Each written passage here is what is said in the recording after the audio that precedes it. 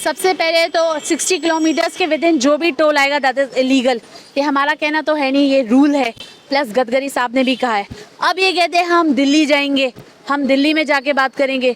जनाब this is called phone, और इससे आप वीडियो कॉन्फ्रेंसिंग से भी बात करके जो फ्लाइट का पैसा होता है ना, सिर्फ आपके मेरे टैक्स से जाता है, तो आप उसको बचा सकते हैं। तो ये स्टॉप फूलिंग पीपल। उन्होंने कहा कि टोल के मसले पे हम आपके साथ खड़े हैं। अगर आप हमारे साथ खड़े हैं, आप पहले ये बताइए कि आप हमारे अगेंस्ट खड़े हैं कि आप हमारे साथ खड़े हैं। कि युवा राजपूत सभा ने पैसे खाए, तो मेरा सिर्फ एक ही कहना है युवा राजपूत सभा के भाइयों को, आप इनको डेफेमेशन नोटिस भेजिए, आप इनको घसीट के लाइए कोर्ट में, और वहाँ जब इनसे सवालात होंगे तब इनको पता चलेगा कि एज ए पॉलिटिशियन एक रिस्पॉन्सिबिलिटी होती है बोलने की। जो इन्होंने कहा कि मेरे स्टेटमेंट को तोड़ा मरोड़ा गया है, वो इन्होंने एक लंबी सांस में बोला है।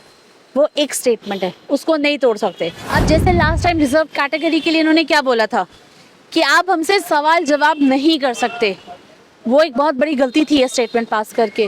But I don't think he has learn from his mistakes. और अब इन्होंने जाके बोला है कि युवा राजपूत सभा ने पैसे खाए हैं। तो सिर्फ जल जीवन मिशन की बात कर रहे हैं ना, उसके अलावा आप देखिए यहाँ स्मार्ट सिटी के नाम पे दीवारें पेंट हो रही है। SMGS हॉस्पिटल के बाद सारी दीवारें पेंट है, वहाँ एक भी बेंच बैठने के लिए है नहीं है। आई कैन चैलेंज यू, अभी मेरे साथ चलिए, एक भी बेंच नहीं है। जो प्रेग्नेंट लेडीज़ होंगी वो कहाँ बैठेंगी? सरोड टोल प्लाजा वाला मामला अभी ठंडा पड़ा ही नहीं था कि कहीं इस पर विवाद बनना शुरू हो गए। जिस तरह से युवा राजपूत सभा ने इसको लेकर एक लंबी लड़ाई लड़ी, और उसके बाद जिस तरह के घटनाक्रम हुए आप सब लोग इससे वाकिफ हैं। लेकिन अभी हाल ही में बीजेपी के सीनियर लीडर और पूर्व डिप्टी सीएम कविंद्र गुप्ता ने उनका एक वीडियो वायरल हुआ, जिसमें उन्होंने युवा राजपूत सभा पर एलिगेशन लगाया कि इन्होंने पैसे लेकर इस तरह का सारा ड्रामा रचा है। इस पर बहुत जो है कड़ी प्रतिक्रिया युवा राजपूत सभा से भी आई, और जितने भी दूसरे समाज के तबके हैं वहां से भी काफ़ी स्ट्रॉन्ग जो है इसकी कंडेमनेशन हुई है। इसी पर बातचीत करने के लिए इस समय हमारे साथ एडवोकेट अन्ना दुरानी हैं, जो एक सोशल एक्टिविस्ट भी हैं। वो भी अपनी बात हर मुद्दे पर रखती हैं, चाहे वो लोगों के साथ जो जुड़ी हुई मसला क्यों ना हो। खुद इनसे बातचीत करते हैं।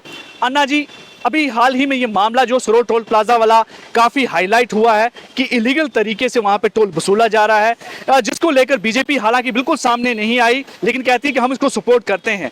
लेकिन जिस तरह से ये वीडियो वायरल हुई है और युवा राजपूत सभा ने जिस तरह से इसको लीड किया, अब उन पर सीधे आरोप लगाया कविंद्र गुप्ता ने कि इन्होंने पैसे लेकर ये सारा ड्रामा रचा। आपकी क्या रिएक्शन? सर देखिए, सबसे पहले तो 60 किलोमीटर्स के विद इन जो भी टोल आएगा दैट इज़ इलीगल। ये हमारा कहना तो है नहीं, ये रूल है। प्लस गडकरी साहब ने भी कहा है। अब ये कहते हैं हम दिल्ली जाएंगे, हम दिल्ली में जाके बात करेंगे। जनाब दिस इज़ कॉल्ड फ़ोन, और इससे आप वीडियो कॉन्फ्रेंसिंग से भी बात करके जो फ्लाइट का पैसा होता है ना, सिर्फ आपके मेरे टैक्स से जाता है, तो आप उसको बचा सकते हैं। तो ये स्टॉप फूलिंग पीपल। दूसरी बात, इन्होंने कहा कि टोल के मसले पे हम आपके साथ खड़े हैं। अगर आप हमारे साथ खड़े हैं, आप पहले ये बताइए कि आप हमारे अगेंस्ट खड़े हैं कि आप हमारे साथ खड़े हैं। तीसरी बात, इन्होंने कविंद्र साहब ने कहा है कि युवा राजपूत सभा ने पैसे खाए, तो मेरा सिर्फ एक ही कहना है युवा राजपूत सभा के भाइयों को, आप इनको डेफेमेशन नोटिस भेजिए, आप इनको घसीट के लाइए कोर्ट में, और वहाँ जब इनसे सवालात होंगे तब इनको पता चलेगा कि एज ए पॉलिटिशियन एक रिस्पॉन्सिबिलिटी होती है बोलने की। ये नहीं कि आपने कुछ भी बोल दिया और लोगों ने एक्सेप्ट कर लिया। सर देखिए, ये बातें तब अच्छी लगती हैं, लोगों को तब लुभाती है जब एक अनएजुकेटेड और इलिटरेट लोग हों। यहाँ कितने इलिटरेट लोग हैं? मुझे नहीं लगता कोई होगा। अगर कोई होगा भी तो ज़िंदगी का तजुर्बा है। आजकल के लोग ज़्यादा अवेयर रहते हैं, बहुत अवेयर रहते हैं। ऐसी स्टूपिड बातें बोल के, अजीब सी बातें बोल के इनको लगता है कि हम लोगों को बहुत ही एंटरटेन कर रहे हैं। Bollywood is not in Jammu, Bollywood is in Mumbai. I think you should go there. दूसरी बात, जो इन्होंने कहा कि मेरे स्टेटमेंट को तोड़ा मरोड़ा गया है, वो इन्होंने एक लंबी सांस में बोला है। वो एक स्टेटमेंट है, उसको नहीं तोड़ सकते। और चलो मान लिया कि तोड़ा मरोड़ा गया है, तो इनके अपने बीजेपी के वीडियो आर्काइव्स जो होते हैं, आई एम श्योर आपके पास होंगे। आई एम श्योर अगर वो है इनके पास, तो वो 30 मिनट का वीडियो आप जो अनकट है वो ला के दिखा दीजिए ना। वो क्यों नहीं ला रहे हैं? या वो इनके पास खुद भी नहीं है? इसका मतलब ये जहाँ भी जाते हैं, प्रेस कॉन्फ्रेंस देने जाते हैं या कोई भी किसी को मतलब बताने जाते हैं, तो इसका मतलब इनके अपने भी रिकॉर्ड नहीं है। कोई इनका अपना कैमरामैन नहीं है जो एक पूरी लिस्ट बना के सेव करके रखता है। सर ऐसे नहीं होता, आजकल हर कोई पढ़ा लिखा है, समझदार है। लेकिन बीजेपी के इतने कद्दावर नेता और इतने सीनियर लीडर के इस तरह के जो बोल होते हैं, ऐसे शब्द होते हैं, स्टेटमेंट ऐसी सेंसिटिव इशू को लेकर, जब मामला थोड़ा सा ठंडा हुआ था, अभी फिर से मुद्दा जो है उन्होंने आम लोगों को दे दिया है और युवा राजपूत सभा ने भी इसको लेकर काफी स्ट्रांग रिएक्शन दी है। क्या जानबूझ के इस तरह की चीजें की जाती हैं या अपनी सियासी जमीन को एक वैलिड रखने के लिए, थोड़ा बनाए रखने के लिए इस तरह की चीजें ये की जाती हैं राजनेताओं द्वारा, जबकि ये काम बीजेपी को करना चाहिए था कि लोगों की इस डिमांड के लिए वो आगे आते? सर ऐसा होता है जब कुछ बोलने को नहीं होता है ना, तब इंसान अपने आप को बचाने के लिए कुछ भी बोल देता है। अब जैसे लास्ट टाइम रिजर्व कैटेगरी के लिए इन्होंने क्या बोला था कि आप हमसे सवाल जवाब नहीं कर सकते, वो एक बहुत बड़ी गलती थी ये स्टेटमेंट पास करके, but I don't think he has learn from his mistakes. और अब इन्होंने जाके बोला है कि युवा राजपूत सभा ने पैसे खाए हैं। मुझे लगता है आप अपनी गलतियों से समझिए, आप जितना भी बोलते हैं ना, आप शाम को जाके या आप किसी को रख लीजिए जो आपका क्रिटिसिज्म करे और आपको समझाए कि किस तरह से भाषण देते हैं। ये सब स्टेटमेंट्स जनता एक्सेप्ट नहीं करेगी। लेकिन इसमें बड़ी एक इंटरेस्टिंग होती है कि कोई वोकल, कोई किसी को 1 to 1 ऐसे स्टेटमेंट दे दे, वो अलग बात, लेकिन जो स्टेटमेंट वीडियोग्राफ्ड हो जाती है, वीडियो उसमें बन जाता है, उस पर भी अगर आप उसे डिनाई करते हैं, तो क्या आप सोचते हैं किस तरह की ये सोच होती है कि पॉलिटिकल इंसान के लिए, जबकि जिन्होंने लोगों से जाके वोट लेना है, ऐसे कह सकते थे कि कोई कहीं से स्टेटमेंट हुई है लेकिन उसकी किसी तरह का कोई आपके पास प्रूफ नहीं है, लेकिन अब तो प्रूफ है पर उसको भी नहीं मान रहे हैं, तो क्या देखते हैं आप किस तरह से पॉलिटिशियन जो अपनी पॉलिटिक्स करते हैं? सर इसका मैं सिर्फ एक ही स्टेटमेंट में जवाब दूंगी, and that is why we need educated leaders. Education होगी, समझेंगे, इनको ज़िंदगी का तजुर्बा होगा, ये समझेंगे कि लोग क्या चाहते हैं, हमें क्या बोलना है, किस तरीके से पोर्ट्रे करना है। Education is very important. ये जो उन्होंने 125 वाइन शॉप्स खोल के रखी हुई हैं, कॉलेजेस खोलिए, 800 म्यूजियम्स खोलिए, हमें पता चलेगा। अगर आप यहाँ से क्रॉस करेंगे ना, जब आप ब्रिज क्रॉस करेंगे, वहाँ की जो बिल्डिंग है कला केंद्र, उसको पहले प्लानिटेरियम बनना था। जम्मू में आज तक प्लानिटेरियम नहीं है। क्यों नहीं है? जम्मू में आज तक मोबाइल क्लिनिक्स नहीं है। क्यों नहीं है? क्योंकि अगर एजुकेटेड नेता होगा, उसको समझ में आएगी कि प्रायोरिटी क्या है। एजुकेटेड नहीं होगा तो वो ऐसी बातें बोलेगा। आज के समय में आपको क्या लगता है कि भारतीय जनता पार्टी की यहाँ स्थिति क्या है? क्या लोगों के साथ वो अपना कनेक्शन जोड़ पा रही है या नहीं हो रही है?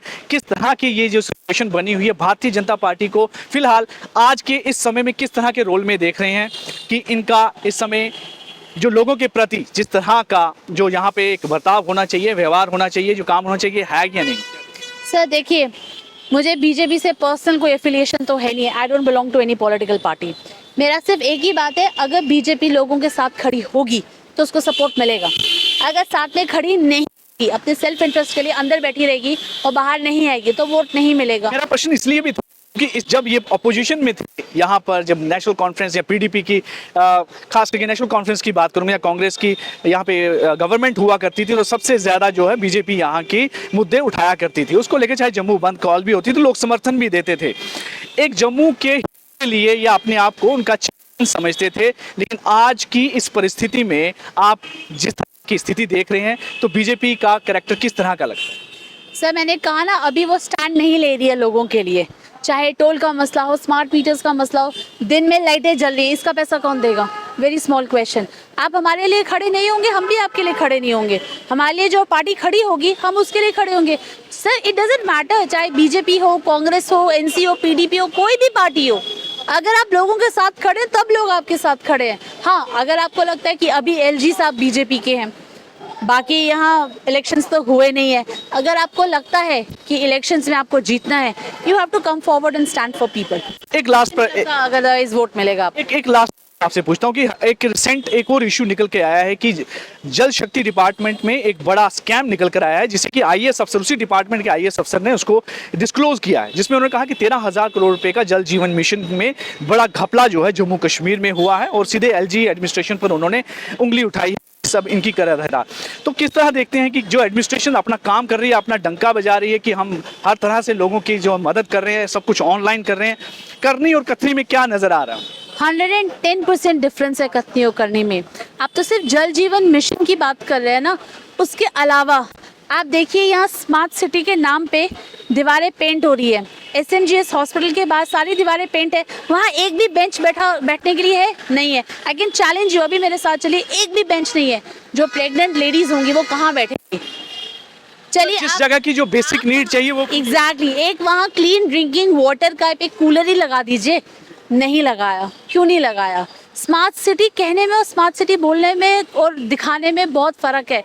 दूसरी बात, आई थिंक LG साहब का ये बयान था कि 2100 करोड़ या 21,000 करोड़ की इलेक्ट्रिसिटी हमने खरीदी है। हम अपनी इलेक्ट्रिसिटी खुद बनाते हैं। अगर खरीदी है तो किसके प्रपोजल पे खरीदी है, किसने अप्रूव किया, और ये कब की बात है? और डॉक्यूमेंट सामने लाइए, उसके बाद बोलिए। बातें नहीं होगी यहाँ।